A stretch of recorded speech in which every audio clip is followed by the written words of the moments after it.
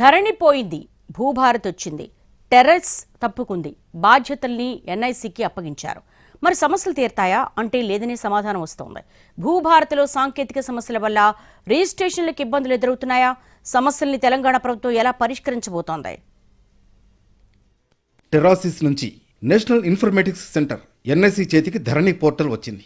కానీ సాంకేతిక సమస్యలు మాత్రం తప్పడం లేదు. 10 రోజులుగా తరచూ సర్వర్ డౌన్ అవుతోంది. ఫలితంగా క్రయ విక్రయదారులు ఇబ్బందులు పడుతున్నారు. ముఖ్యంగా వ్యవసాయ భూముల రిజిస్ట్రేషన్లకు సమస్యలు ఎదురవుతున్నాయి. రిజిస్ట్రేషన్లతో పాటు ఇతర లావాదేవీలు, మ్యూటేషన్లు ముందుకు సాగడం లేదని వాపోతున్నారు జనం. ఒకరోజు రిజిస్ట్రేషన్ సాఫీగా సాగితే రెండో రోజు ఇబ్బందులు ఎదురవుతున్నాయి. 100 డాక్యుమెంట్లు రిజిస్ట్రేషన్ జరిగిన చోట 40కి మించి జరగడం లేదు. గతంలో 3 రోజుల పాటు స్లాట్లు కూడా బుక్ కాని పరిస్థితి ఎదురైంది. దీంతో ఆందోళన వ్యక్తం చేస్తున్నారు జనం. ప్రస్తుతం సాంకేతిక సమస్యల్ని కొంతవరకు పరిష్కరించినా సమస్య మాత్రం పూర్తి స్థాయిలో పరిష్కారం కాలేదు. ప్రస్తుతం డేటా ట్రాన్స్ఫర్ అవుతోందని చెబుతున్నారు అధికారులు. భూభారతిని 3 ఏళ్ల పాటు నిర్వహించే బాధ్యతను ఎన్ఐసికి అప్పగించింది తెలంగాణ ప్రభుత్వం.